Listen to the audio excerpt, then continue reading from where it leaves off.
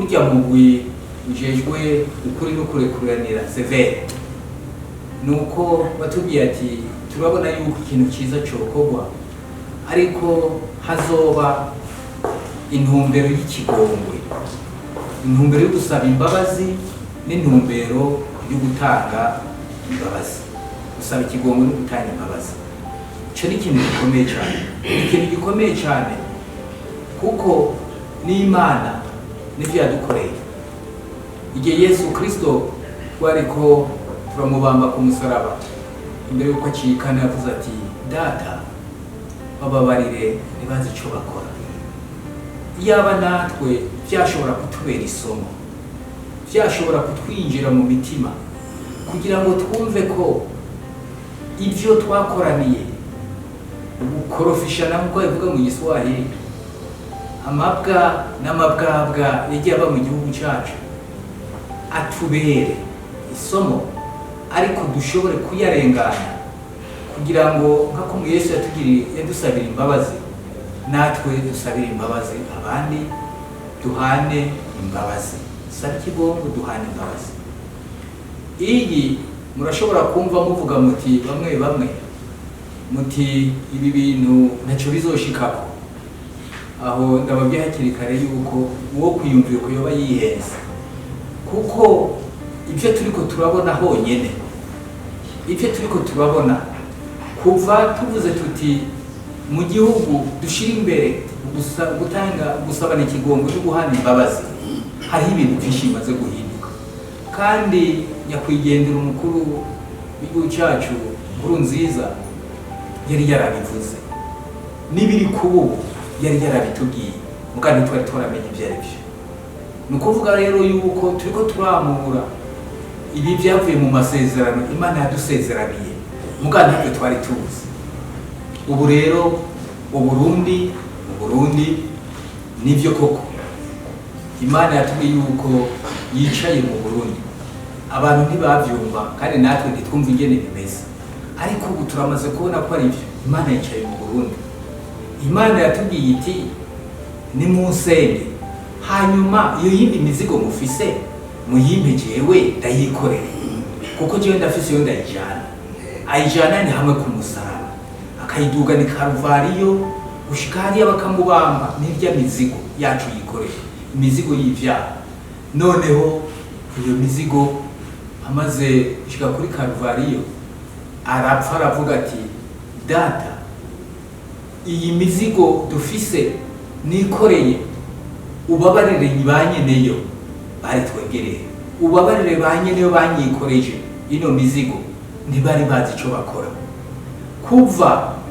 Kuva Yesu ku musaraba avuga rirya ryungane ati bababarire ntibazi icyo bakora, ikibazo yaragitsinze. Novuga yuko misiyo Imana yari yaramuhaye kuja mu isi yukuza gukiza twebwe abana b'abantu, iyo misiyo yarayirangije, kuko yarahejeje kuducungura, yarahejeje kudupfira ku magiri, aduhejeje kudusabira imbabazi kugira ngo noneho twongere twitwe abana b'Imana. Aha rero natwe ko Yesu Kristo yadupfiriye ku musaraba, ko yikoreye ibyaha byacu kugeza aho abizira, akamena amaraso yose, ariko nitwebwe twayamenye, turamwica urupfu rubi. Ariko Yesu ntiyigeze akoma akaruru, Yesu ntiyigeze yiruka, Yesu ntiyigeze yiramanta cyangwa avuge ngo yidoga, yarihoreye gushikaho apfa ku musaraba.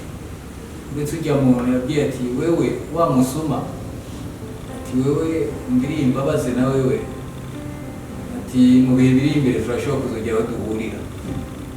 Rero kubera iki twebwe twogeraho natwe tutobabaranira ku byaha twakoraniye? Kubera iki? Ku makosa dukoranira n'ubu ugasanga turiko turayapfa.